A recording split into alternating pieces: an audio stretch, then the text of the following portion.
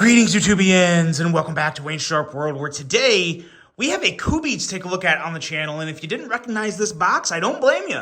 I don't know if I've featured the new boxes on the channel yet, but Kubey has switched some things up a little in terms of their branding and marketing of certain types of knives.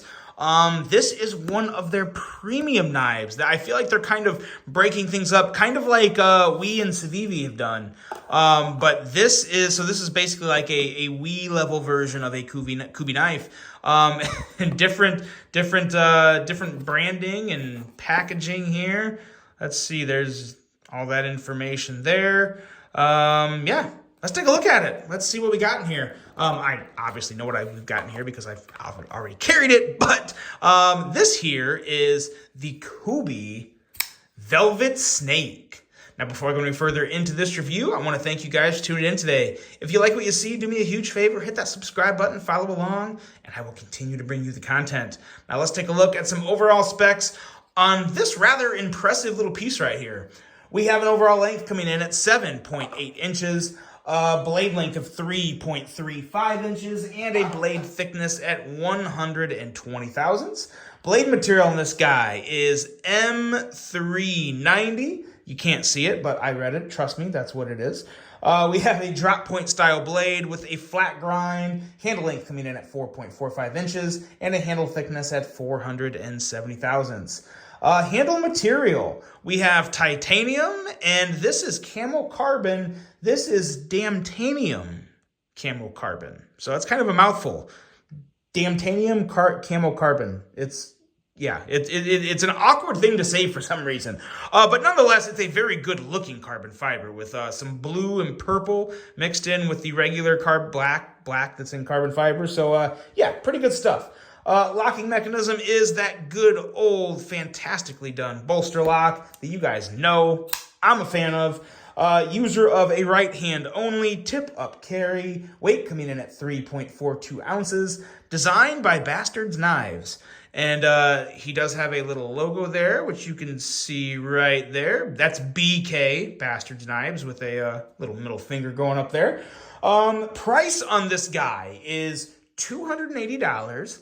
But wait, it gets better because I happen to have a discount code for this knife.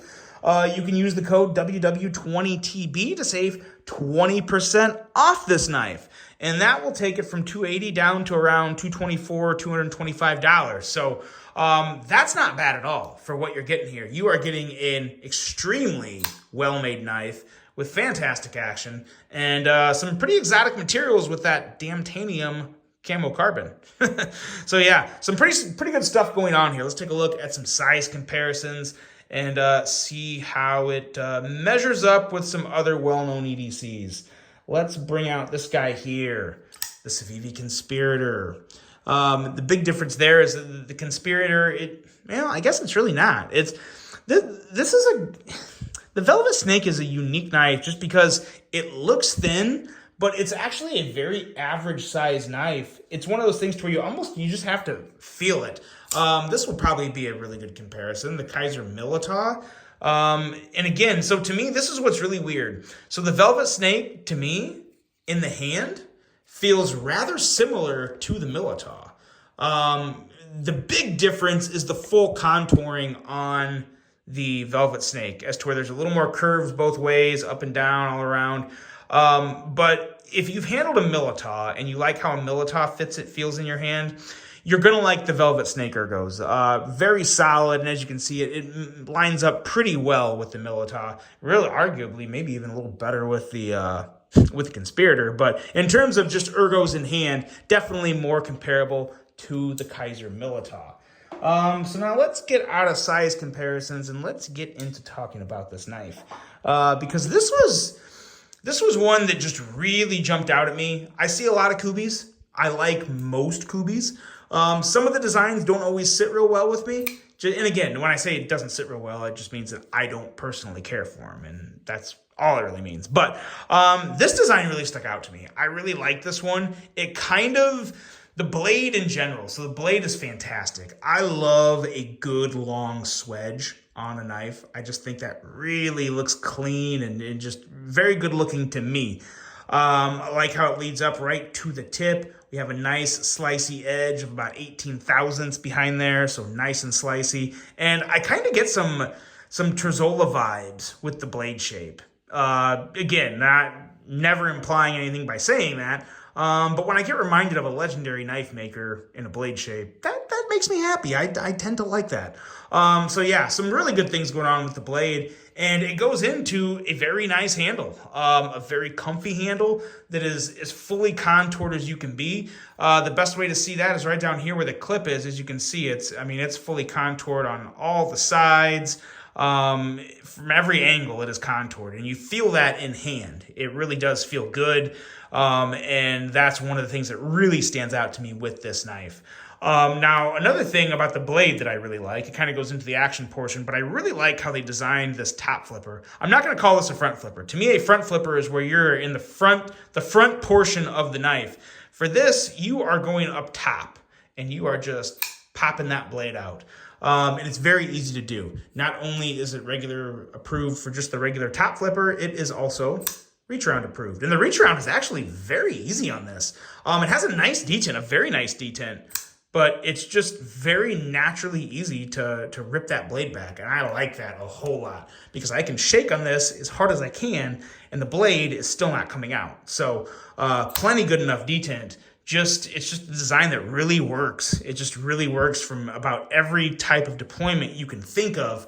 And it also works really, really good for just the thumb flick or the good old middle finger flick. It's a really nice knife to where you don't have to worry about putting any pressure on the lock bar because with it being a bolster lock, it's just a smaller area. You don't have to worry about something you would potentially have to worry about with a frame lock because it's just a small amount. You can put all the pressure down here or anywhere else you want and just kick that blade out very easily with no issue. So really good stuff going on there. In the action department, the action's very good. I think I need to put a little more lube in this. It's a little dry. And that's really not here or there. That could happen to any knife you ever get. Usually they come really well oiled, but I have actually carried this one quite a lot since I've gotten it. And right now here in Michigan, it is stupid cold and just very dry. So I think it's just a matter of needing a little more lube in there. But no, very smooth action, very, very nice, satisfying. Love the thumb studs. Thumb studs are placed about as good as they can be placed on here, and I love that little detail right there. If that wasn't there, this knife wouldn't be nearly as enjoyable as it is, but since it is there, it just makes getting into that thumb stud a breeze and very, very easy to do. Man, this thing's good. This is one of the better Kubeys I've handled. Kubey has made a lot of good knives recently, but they've done a lot of OEM work for other companies. This is under the Kubey name. It's got that, or no, that is the older Kubey pivot. But yeah, they did a really good job with this. And I really like the dark wash on the titanium. That matches really, really well with the camo carbon. So nothing pops. Nothing is shiny or poppy. Obviously the carbon fiber is a little more reflective, but everything works together really well with this knife, and I'm just a big fan of that. And I think for $224 after the discount, WW20TB, it's hard to go wrong with this one. It really is. If you haven't handled one of Kubey's premium offerings, this is a great one to check out because it has a lot of the things people look for, and it's not like a cookie cutter knife. It has a unique appearance to it and a very unique feel in hand. It's just very, very nice. So that is the Kubey Velvet Snake. Let me know what you guys think of that. And it actually does do a pretty good job of giving those snaky vibes. So A++ on the design as well, at least in terms of trying to make it look like a snake and just make it look like a really good knife in general. That's it, guys. That's the Velvet Snake from Kubey. Hope you enjoyed it. Hope you have a great rest of your day. And until the next one, I'm out.